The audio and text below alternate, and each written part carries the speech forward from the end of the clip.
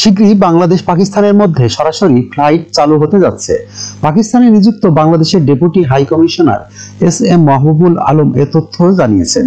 তিনি বলেন, সরাসরি ফ্লাইট চালু হলে উভয় দেশের ব্যবসায়িক সম্প্রসারণের মধ্যে সম্পর্ক উল্লেখযোগ্যভাবে শক্তিশালী হবে।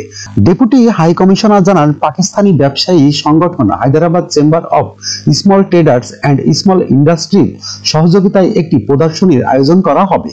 সেখানে দুই দেশের আমদানিকারক ও রপ্তানিকারকরা অংশ নেবে।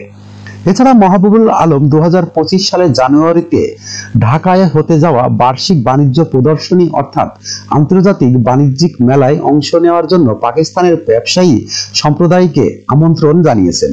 তিনি আশ্বাস দিয়েছেন, এই প্রদর্শনীতে পাকিস্তানের ব্যবসায়ীদের অংশগ্রহণের সুবিধার্থে ভিসা প্রক্রিয়া সহজ করা হবে। যখনকার খবর তখনই দেখতে চোখ রাখুন সুন 24 টিভিতে। চ্যানেলটি সাবস্ক্রাইব করুন।